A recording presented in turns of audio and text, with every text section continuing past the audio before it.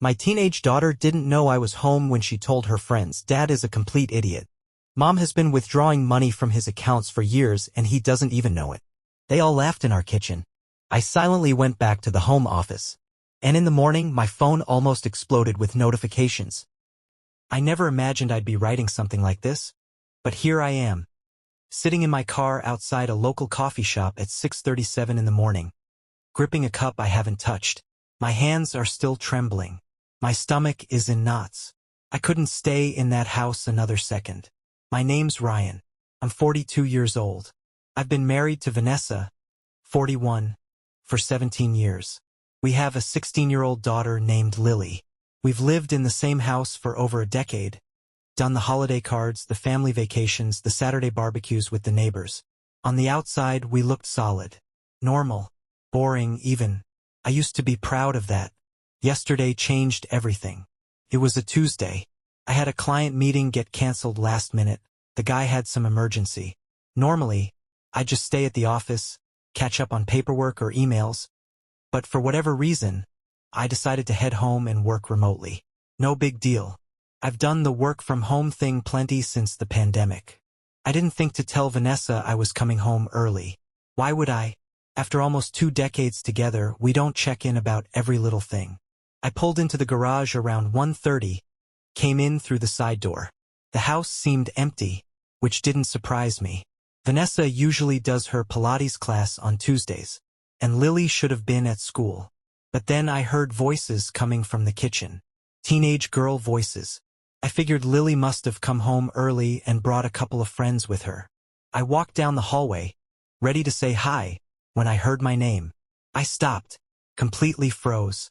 Lily was talking to her friends about how Vanessa, my wife, had been stealing money from me for years to support her shopping addiction. And they were laughing about it, joking about how I was so clueless, how I had no idea Vanessa had been siphoning money from our joint accounts and racking up credit card debt in my name. I stood there in shock. At first, I couldn't even register what I was hearing. My brain wouldn't process it. It felt like I'd stepped into the wrong house, like I was watching a scene from someone else's disaster of a life. Then the nausea hit. I leaned against the wall, trying not to fall over. I didn't confront them. Couldn't. What the hell was I supposed to say?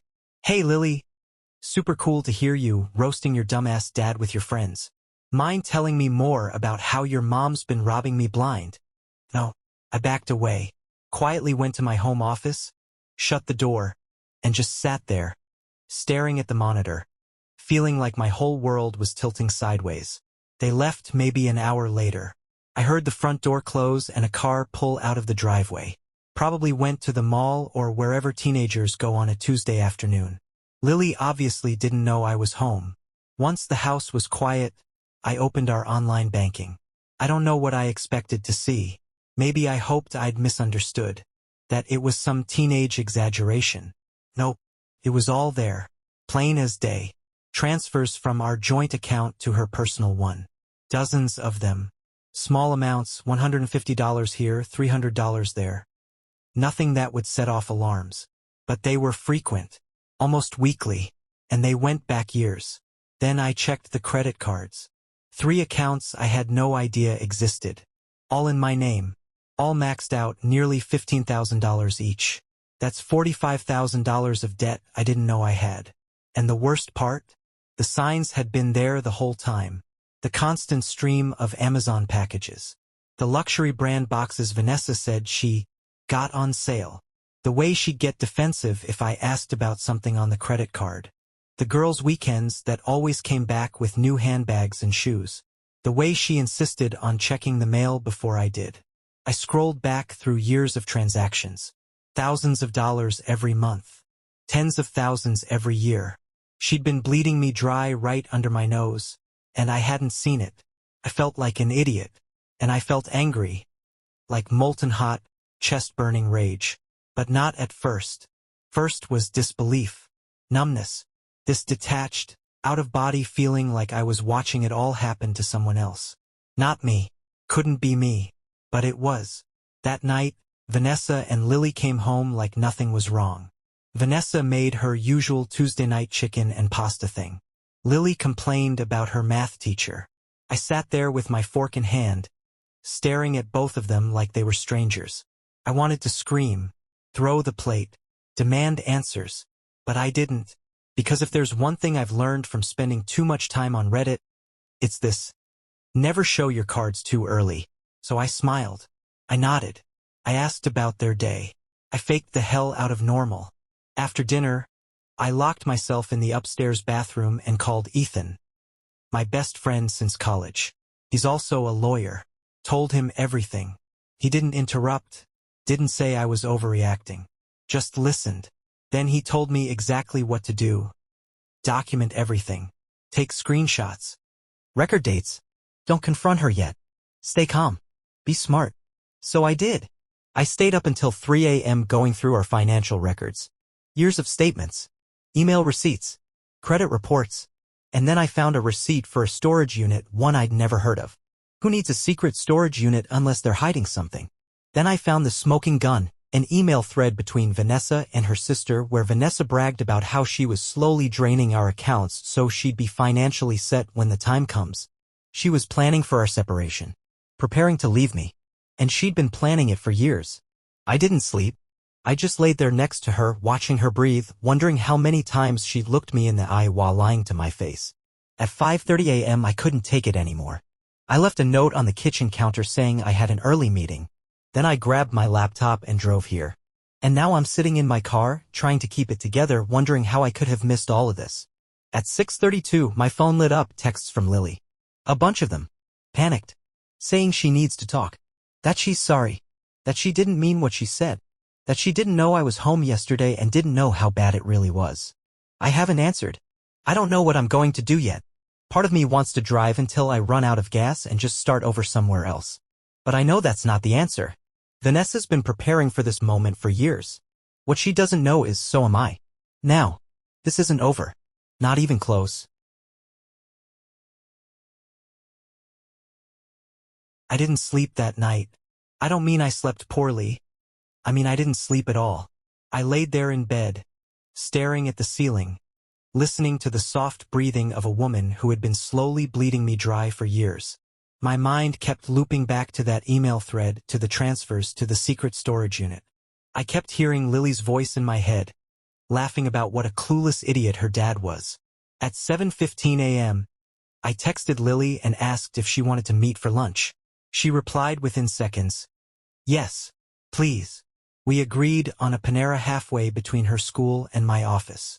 I showed up 10 minutes early and found her already there, sitting at a window table, staring blankly into a cup of iced coffee like it held answers to questions she didn't know how to ask. She looked different. No makeup, eyes puffy, hair up in a messy bun. Not the confident, sarcastic teenager I usually saw stomping around the house with a phone glued to her hand. This version of Lily looked like she'd aged 10 years overnight. As soon as I sat down, she started crying. Not quiet, graceful tears. I'm talking full-on, shoulders shaking, can't catch your breath crying. People around us were staring. I didn't care. "I'm so sorry, Dad," she kept saying between sobs. "I didn't know you were home. I didn't mean for you to hear that. I didn't mean it like that. I didn't know how bad it really was." I didn't say much at first. I just let her talk. Part of me wanted to snap, to ask her how she could laugh about it, how she could know and say nothing for 3 years, but I didn't. Because she's 16. Because she's my kid. Because no matter how angry I was, I could see that she was just as tangled in Vanessa's web as I was. Eventually, I asked, "How long have you known?" She looked down at her cup and whispered, "Since I was 13. That hit like a punch to the chest. She told me it started when Vanessa asked her to grab something from her purse. Lily saw a handful of credit cards, all in my name. When she asked about it, Vanessa told her some story about how I was bad with money, and she was just protecting the family's future. First, Lily believed it. Why wouldn't she? Her mom had always been the organized one, the one who handled the household stuff. I was just Dad, the guy who brought home takeout and occasionally fell asleep with his laptop on his chest. But then I started noticing things, Lily said, like the packages, the shopping bags, and the way Mom would freak out if I asked questions. I started putting stuff together. She reached into her backpack and pulled out a flash drive. Placed it on the table between us like it was a confession. I started saving things, she said. Screenshots, pictures, receipts, just in case. I stared at that little piece of plastic and felt a strange mixture of heartbreak and pride. My 16-year-old daughter had been secretly gathering evidence against her own mother because she didn't know who else to trust. Because she thought one day she might need it. I took the flash drive. I thanked her. I told her we'd figure this out together. But from now on, there could be no more secrets. No more taking sides. She nodded, eyes still red and glassy. And for the first time since this whole thing began, I saw something in her face that I hadn't noticed before: relief. When we got home that night, Vanessa acted like nothing had happened. She was in the kitchen making her famous lasagna. She asked about our day, laughed, kissed my cheek. I played along, made small talk, smiled. I felt like I was living in a play, reading lines from a script I didn't remember agreeing to. And all the while, the flash drive sat in my pocket like a ticking bomb. After dinner, once Vanessa had gone upstairs to shower, I plugged the drive into my laptop and started going through it. Holy hell. Photos of receipts, some for luxury clothing, others for spa days, hotel bookings, jewelry. Screenshots of credit card balances. Images of packages stacked in the garage. There was even a screenshot of a message from Vanessa's sister, saying, "I can't believe how much you've already tucked away. You'll be set when the time comes." Lily had called the folder just in case. That night, I called my friend Ethan again, the lawyer. This time, we talked logistics, legal options, asset protection, evidence preservation. I told him about the storage unit. He told me to visit it, see what's inside, and document everything. So the next day, I did. I drove across town to a facility I didn't know existed, told the manager I'd lost the key, which was true, technically, because I never had one, and paid a fee to have the lock drilled out. When the door swung open, my jaw hit the floor. It looked like a boutique exploded inside. Shoes, bags, coats with tags still on them.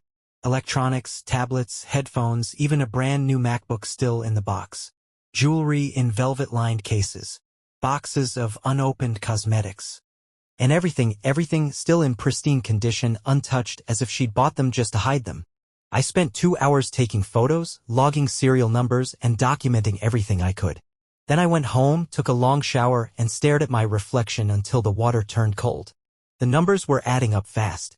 I spent the next 2 days going through all our financial records. Line by line. Transfer by transfer. Card by card. The damage? $73,000 stolen through the joint account. $47,000 in credit card debt under my name. And at least $10,000 in untraceable cash withdrawals. That's over $130,000 she stole from me, and that's just what I could prove so far. Ethan helped me open new accounts at a different bank. I redirected my direct deposit. Set up automatic payments for the mortgage and utilities, just enough to keep things appearing normal. I started moving my savings bit by bit to a protected account under my name only. I added 2-factor authentication on everything. Changed all my passwords. I was laying the foundation. But I wasn't just protecting myself. I was setting a trap. And Vanessa had no idea.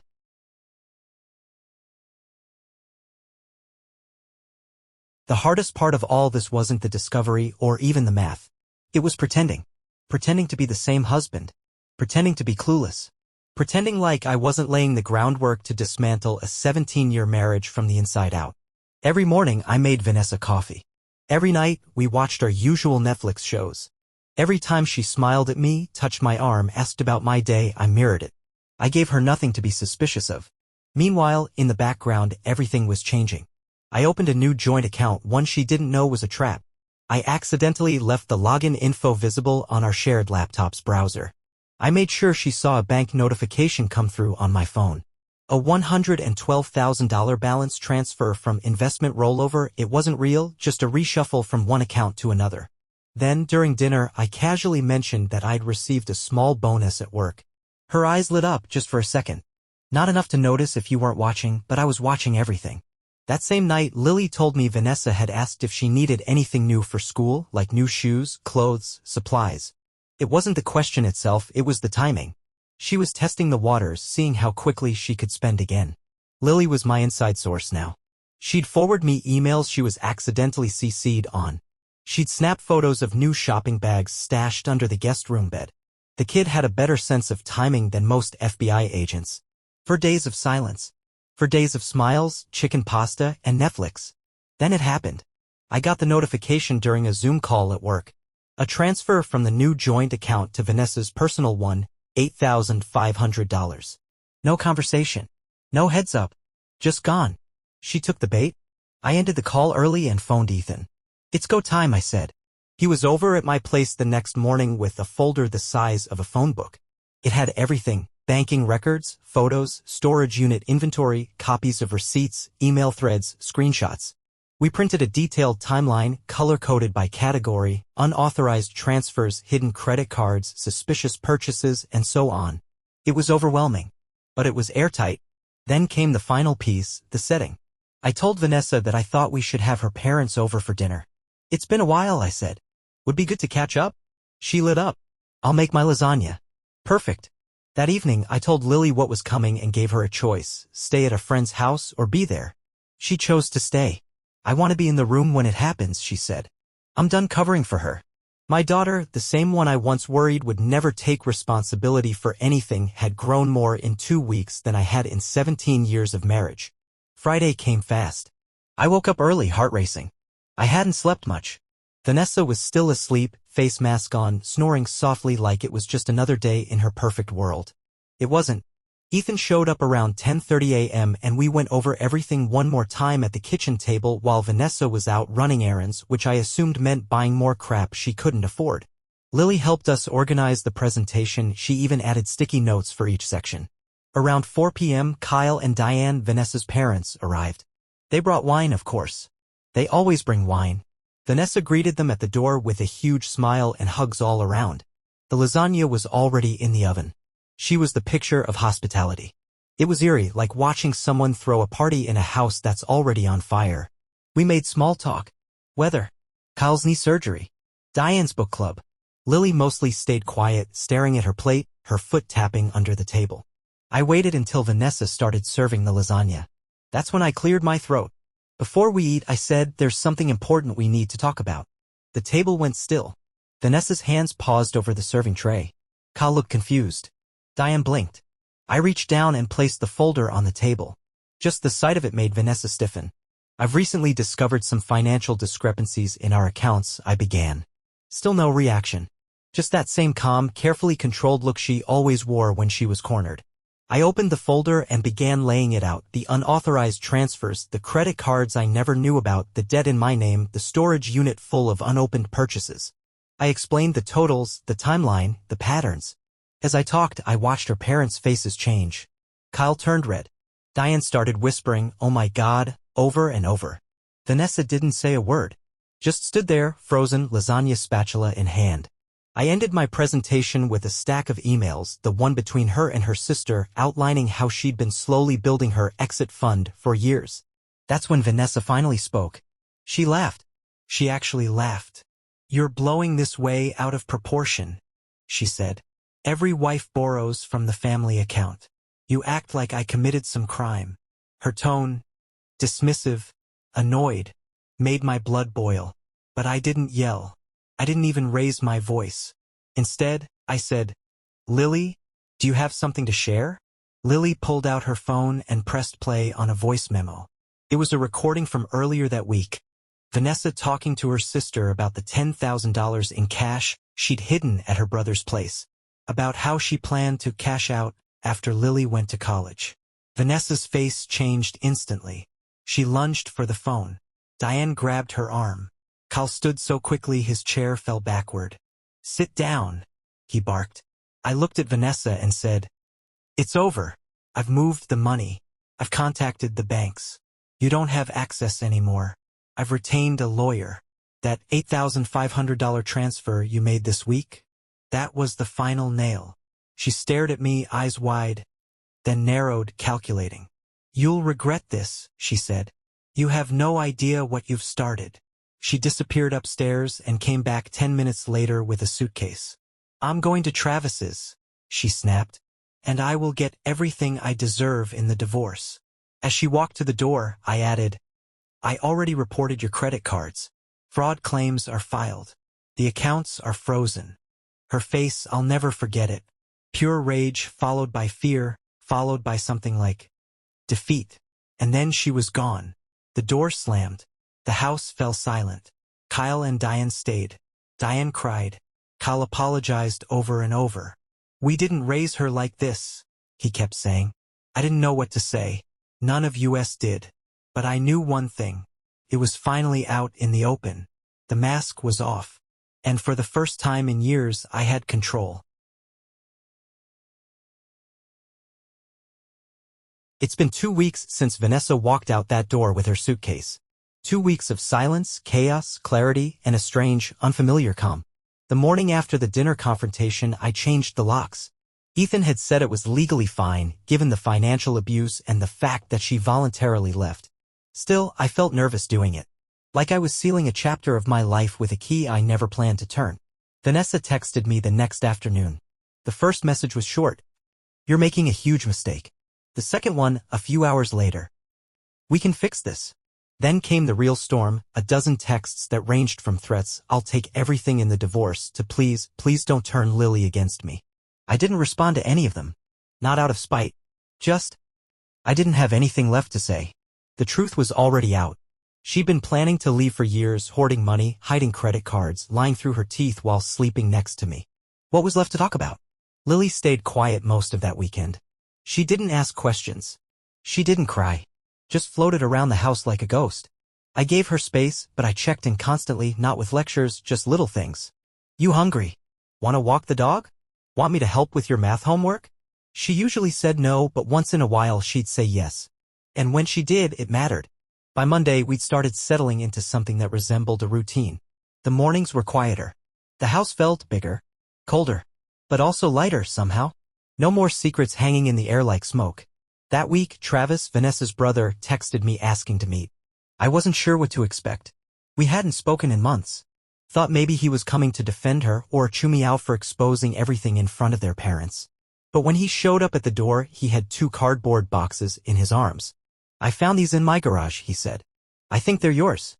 Inside were more designer handbags, jewelry, unopened makeup kits, and a stack of envelopes full of receipts. Thousands of dollars worth of stuff. Just sitting there, stashed away like emergency rations. I didn't know, Travis said. I didn't want to believe it. But after that dinner, I get it now. He didn't stay long. Just left the boxes and said sorry. For all of it. I appreciated it more than I could say. Not because of the stuff, hell, I don't want any of it. But because it proved something, not everyone in her family was blind. Someone had a spine. Someone else saw it for what it was. I called the storage unit company that week and arranged to have the rest of the stuff inventoried. Lily helped. We took pictures, logged serial numbers, and started separating it all into categories: returnable, sellable, donate. This is insane, she said at one point, holding a $1,300 handbag that still had the tag on. She never even used half this stuff. I nodded. It was never about using it. It was about having it. Some of it we returned. Some we listed online. Some went straight to a women's shelter. I let Lily keep one thing, a silver bracelet she'd always liked. Mom never wore it, she said. She just kept it in the box. I told her she didn't have to justify it. She smiled, a little sad, but it was a real smile. The divorce is in motion now. Ethan filed everything last week. Financial infidelity, asset hiding, fraudulent debt, we have more than enough to build a strong case. Vanessa's staying with her sister now. Word is she's trying to get a new lawyer, one who'll fight harder. Good luck with that. Meanwhile, Lily's seeing a therapist. She asked for it herself, which surprised me. Turns out being the teenage confidant in your mom's years-long financial scam messes with your head. Who would have thought? Some days she talks about it. Most days she doesn't. I let her lead. It's her healing process, not mine to control. As for me, I'm okay. Not great. Not over it. But okay. Some mornings I wake up and forget, just for a second, that it all happened. Then I see the empty side of the bed. Or the pile of paperwork on the dining table.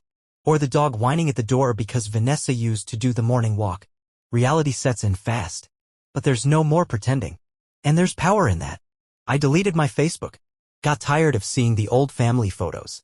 People asking, what happened to you guys? You always seemed so happy. Seemed being the key word. Instead, I've thrown myself into something new, budgeting. Seriously.